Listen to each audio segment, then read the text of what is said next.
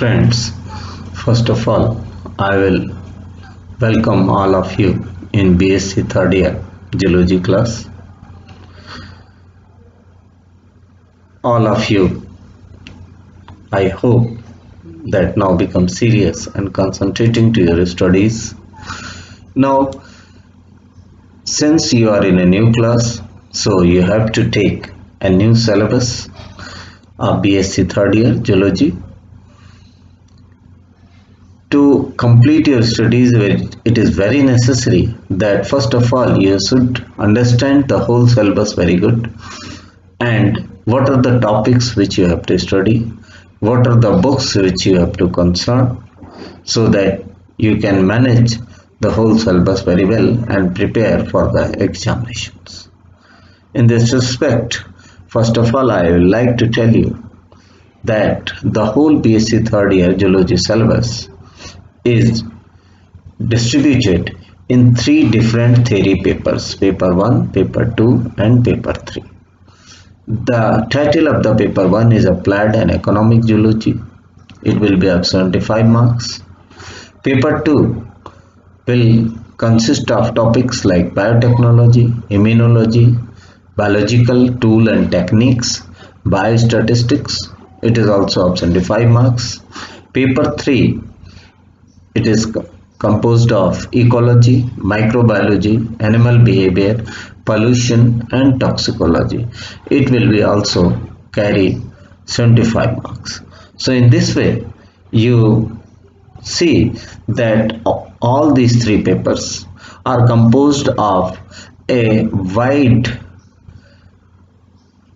and different topics which are very much new to all of you. So you have to study these topics carefully so that you can understand the things. The fourth paper, which is also of 75 marks, it will be a practical, and these practicals are based on the first three papers, that is paper 1, paper 2 and paper 3. Now we will take each paper separately so that we can understand the topics which you have to study. In the paper first, that is Applied and Economic Geology, the unit 1 is composed of parasitology. In parasitology, though there are many different parasites, but here mainly you have to study about the Trypanosoma, Giardia and Vauchereria. You have to study all these three parasites with the aim to understand its structure, its life cycle. Life cycle means from fertilization till its adult formation and again back to fertilization, means all the stages of life you have to understand. Then pathogenicity means what are the diseases which it can cause. Now the causes means how these diseases can be transferred from one person to another. Symptoms means what are the symptoms a person will develop when a particular disease will he carry.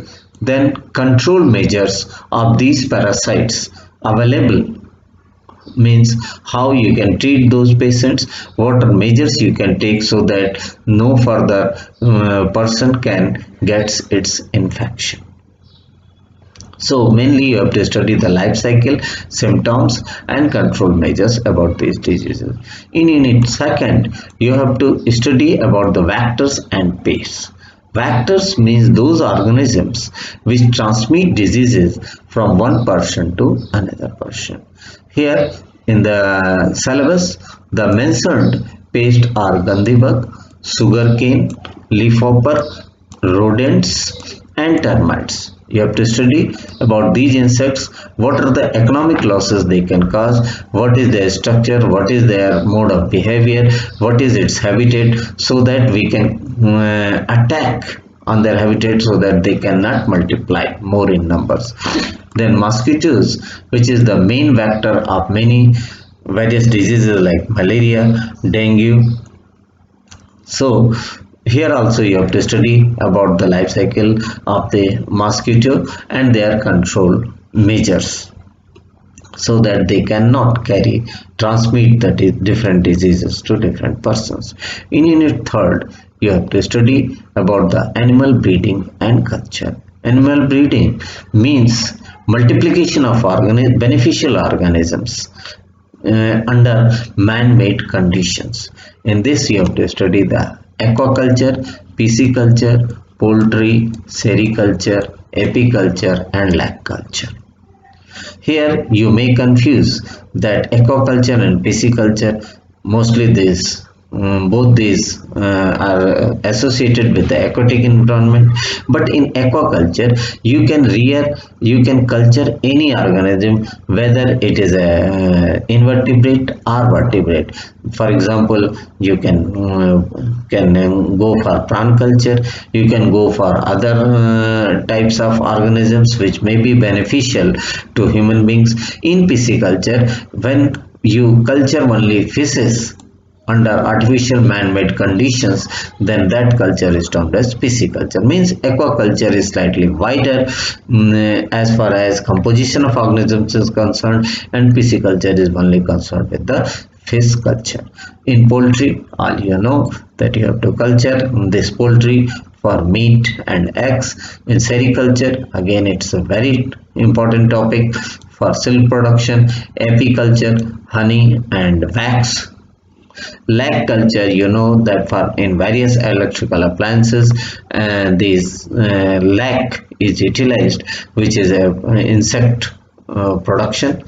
So similarly, in the fourth unit, you have to study about the wildlife of India. In this, the first topic is endangered species. Endangered species means those organisms which are at the risk of extinction. Extinction means if they are not cared, if they are not reared, then they will be eliminated from this earth. So, and these organisms may be very beneficial, very important to human beings, or for the balance of the ecosystem. So, we have to understand those organisms and what are the causes due to which they have reached to such a level. Then you have to know about the different sanctuaries, important sanctuaries which are present in India. National parks means what is the aim of establishment of sanctuaries. National parks, what are the animals in in the national parks they are reared, and particularly specifically for your tiger, lion, and these crocodiles, etc. Different national parks has been established. Similarly, about the different projects which the government of India is undertaking and various other international organizations are taking for preservation of these species which are at the risk of being extinction. Here you have to study both in situ and ex situ conservation methods to conserve the wildlife. Understand? Now, when you go for the books, then in the market you will find mainly the two books, R.L. Kotpal of invertebrates, which you have already been using in BSc first year. Shukla and Upadhyay, the title of the book is Applied and Economic Geology. Both these books are important to completing this paper, that is paper 1 of Applied Geology. Okay, now the next paper, paper 2. Again, this is a very diversified paper. इसमें कई सारे topics जो आपके लिए पूरी तरीके से नए हैं उनके बारे में आपको पढ़ना है, जैसे बायोटेक्नोलॉजी है, इम्यूनोलॉजी है, बायोलॉजिकल टूल्स एंड टेक्निक्स है और बायोस्टैटिस्टिक्स है। एक तरीके से ये चारों पांचों टॉपिक्स आपके लिए पूरी तरीके से नए हैं, लेकिन ये बहुत ही इंटरेस्टिंग और आसान भी हैं यदि आप थोड़ा सा अपना इंटरेस्ट इन टॉपिक्स में दिखाएंगे।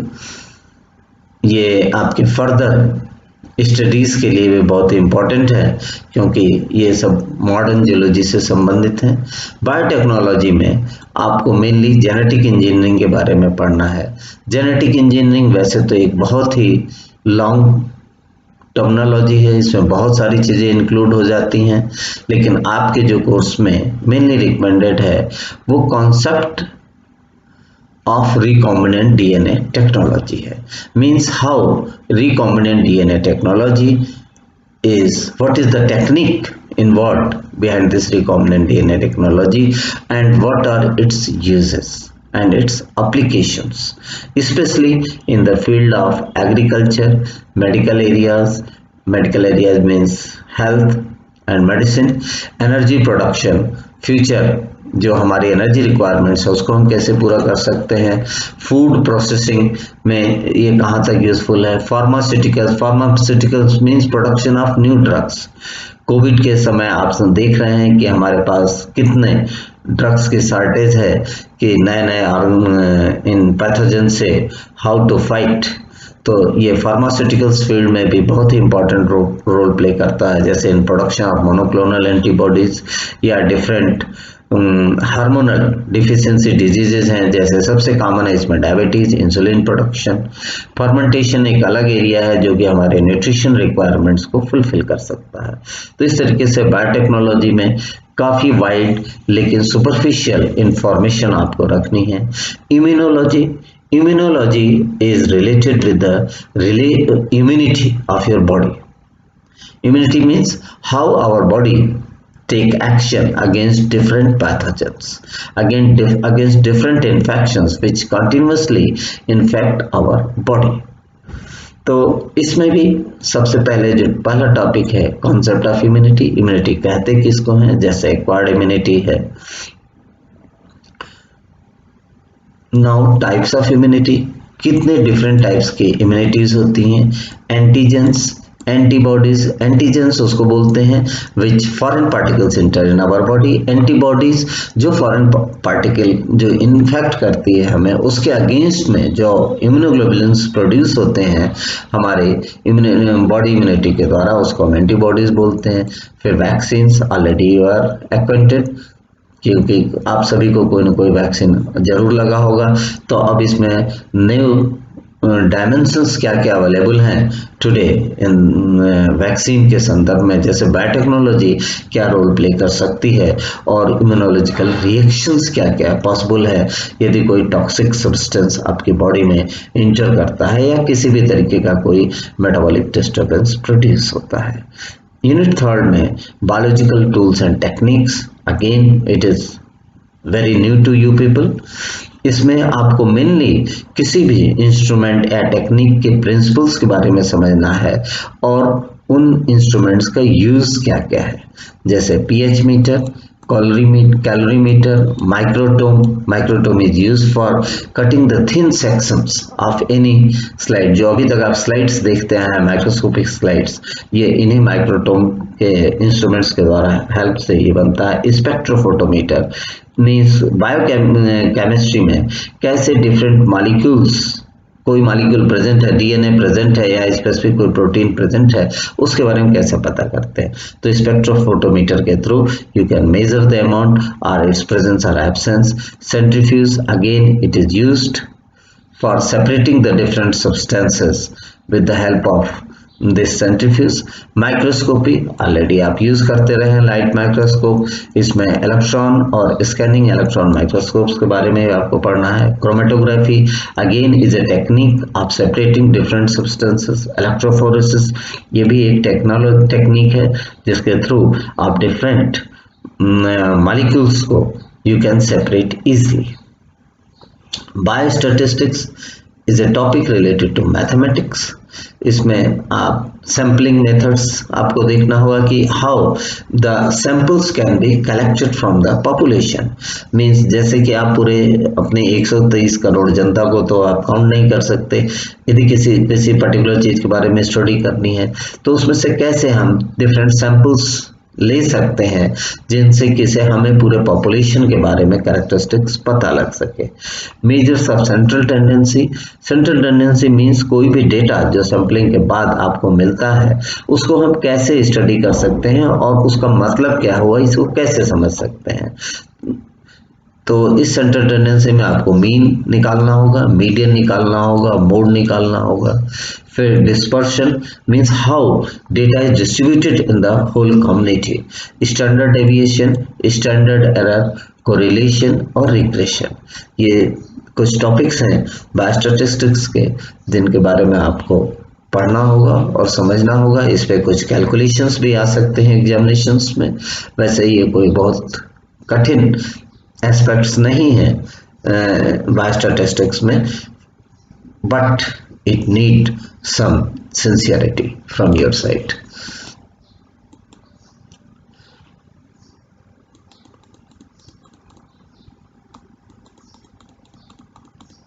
अब आपको इन टॉपिक्स को कवर करने के लिए what are the books you require. तो बायोटेक्नोलॉजी में जो बुक मुझे सबसे अच्छी दिखाई देती है, that is the author is B D. Singh. The name of the book is biotechnology. इसमें आपके कोर्स में जो भी टॉपिक्स रिकमेंडेड है, all is given in this topic. दो बुक थोड़ी सी एग्जॉस्टिव है, मीन्स मोटी है, काफ़ी इंफॉर्मेटिव है, लेकिन बुक बहुत अच्छी है। Tools and techniques of biostatistics के लिए ऑलरेडी एक एस.बी.एस. राणा और एस.जी. प्रसाद की बुक मार्केट में अवेलेबल है। बायोटेक्नोलॉजी और इम्यूनोलॉजी की कंबाइंड बुक पी.के. गुप्ता द्वारा है, वो भी ठीक है, अच्छी बुक है, उसको भी आप यूज़ कर सकते हैं। इम्यूनोलॉजी के लिए स्पेशली एक बुक एस.एस. लाल की है, that is also enough for you people. तो इसमें से ये चारों ही किताबें लगभग आपके लिए आवश्यक हैं, तब ये कोर्स कवर हो पाएगा।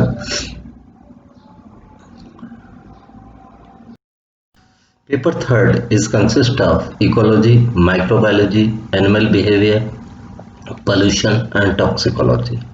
Again, this paper has different types of topics, लेकिन कोई घबराने की जरूरत नहीं है। यूनिट 1 में जो फर्स्ट कंटेंट है दैट इज इकोलॉजी। इकोलॉजी में आपको मेनली इकोसिस्टम कॉन्सेप्ट के बारे में समझना है। ये इकोसिस्टम किन किन कंपोनेंट से मिलकर बना हुआ है, जैसे बायोटिक, एबायोटिक कंपोनेंट्स। फिर बायोटिक में भी प्लांट्स एंड एनिमल्स। एबायोटिक में आपको पता है नॉन लिविंग कंपोनेंट्स, लाइट है, टेम्परेचर है, ह्यूमिडिटी है, दे आर डिफरेंट थिंग्स। फिर fundamental operations. Fundamental operations means ये कि इकोसिस्टम कैसे ऑपरेट करता है, कैसे सस्टेन करता है। जैसे जो सबसे इंपॉर्टेंट चीज है इस इकोसिस्टम में energy flow, requirement of energy. ये mainly sun is the main source, primary source, और उसके बाद ये एनर्जी कैसे कैसे पूरे इकोसिस्टम में ट्रेवल करता है। फूड चेन किसको कहते हैं, फूड वेब किसको कहते हैं, फूड चेन और फूड वेब में क्या डिफरेंसेस है। Now the next thing is trophic levels.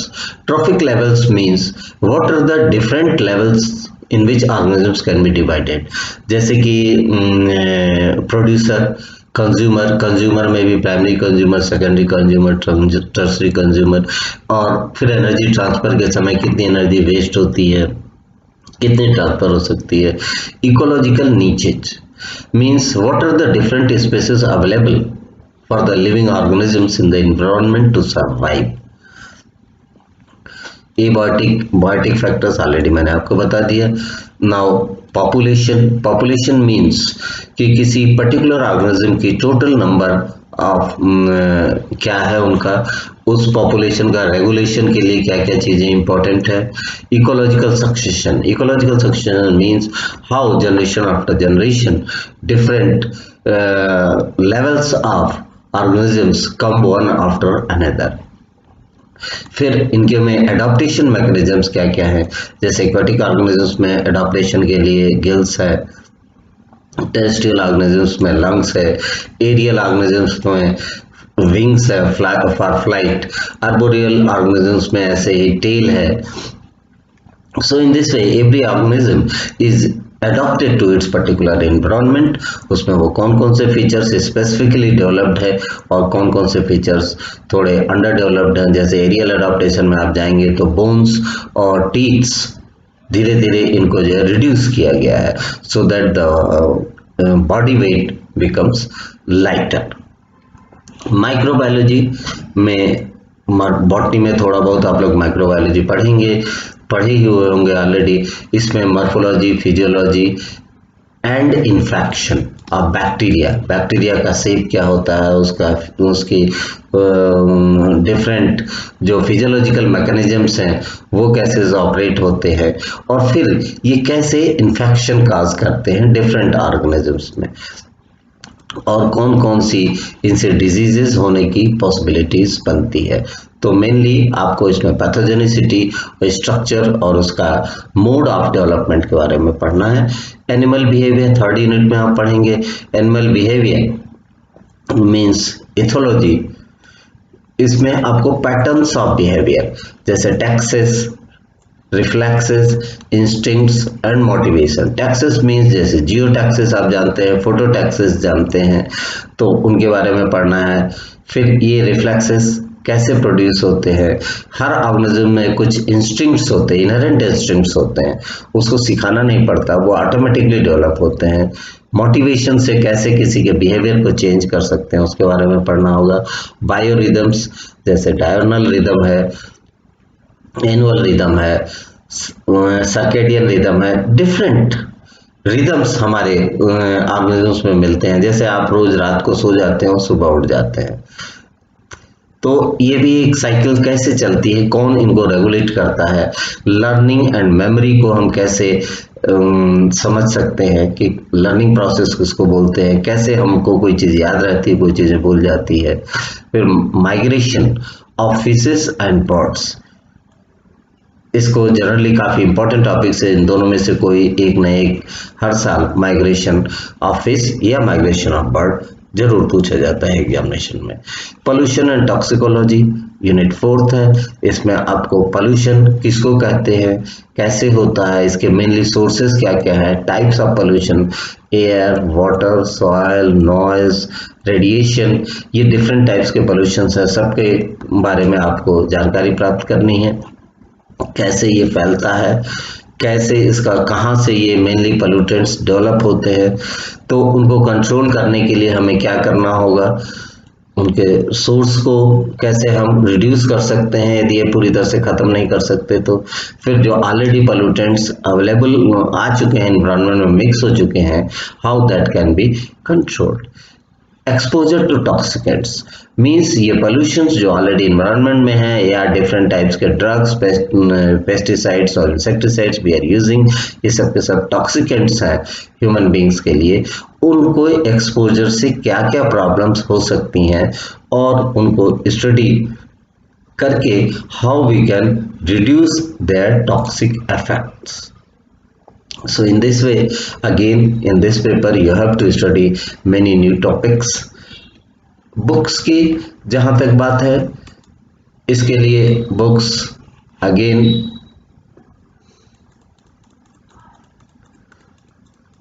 Animal ecology के लिए जो बेस्ट बुक मार्केट में अवेलेबल है वो है HR सिंह की एनिमल इकोलॉजी। HR सिंह की एनिमल इकोलॉजी, ये जहाँ तक मेरा मत है, this is the best book. फिर एनिमल इकोलॉजी के एक बीरबाला रस्तोगी की भी बुक मार्केट में अवेलेबल है, वो भी काफ़ी अच्छी किताब है। PD शर्मा की बुक है, इसमें आपको इकोलॉजी, माइक्रोबायोलॉजी, एनिमल बिहेवियर और टॉक्सिकोलॉजी एक साथ ये चारों टॉपिक्स मिल जाएंगे, ये बुक भी काफ़ी अच्छी है। एनिमल बिहेवियर के लिए स्पेसिफिकली रीना माथुर की बुक है which you can purchase. Again BD Singh की एक बुक है ecology and toxicology which you can purchase. तो इसमें से जो भी बुक्स आपको इजीली अवेलेबल हो जाए, all books are equally good और उनको you can take the help of these books.